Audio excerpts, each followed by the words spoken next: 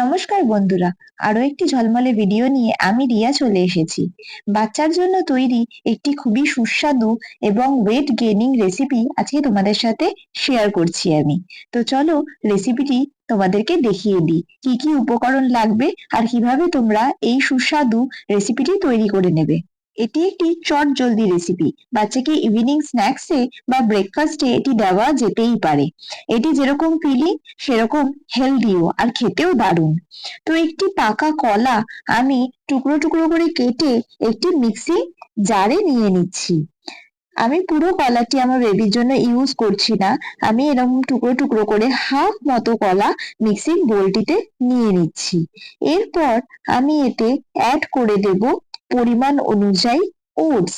আমি ওটসটি কাঁচা ইউজ করছি না, এটি ড্রাই রোস্ট করে গ্রাইন্ড করে রাখা। তো আমি 3 চামচ মতো ওটস ইউজ করছি। তোমরা যদি এই রেসিপিটি বানাতে চাও তাহলে তোমাদের বেবি কতটা পরিমাণ খায় সেই অনুযায়ী ওটসটি এতে অ্যাড করে নেবে। ন্যাচারাল সুইটনার হিসেবে আমি এই ডেটস পাউডারটি ইউজ করছি। 2 চামচ মতো ডেটস পাউডার আমি এতে অ্যাড করে দিচ্ছি। আমি এখানে ডেটস পাউডার ইউজ করেছি, তোমরা চাইলে দানা ছাড়িয়ে খেজুরও এর মধ্যে দিয়ে দিতে পারো। এরপর দিয়ে দেবো এই ড্রাই ফ্রুট পাউডার।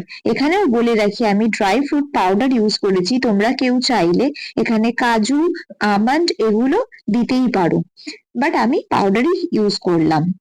এরপর এতে একটুখানি জ্যাগারি পাউডার দিয়ে দিচ্ছি। জ্যাগারি পাউডারটি দিলে এর টেস্টটি আরো এনহ্যান্স হয়ে যায়, তো সামান্য পরিমাণ জ্যাগারি পাউডার দিয়ে দিলাম। আমি আমার বেবিকে সিমিল্যাক অ্যাডভান্স স্টেজ 4 এখন খাওয়াচ্ছি। তো সিমিল্যাক অ্যাডভান্স দুধটি আমি উষ্ণ গরম জলের মধ্যে গুলে এতে দিয়ে দিলাম।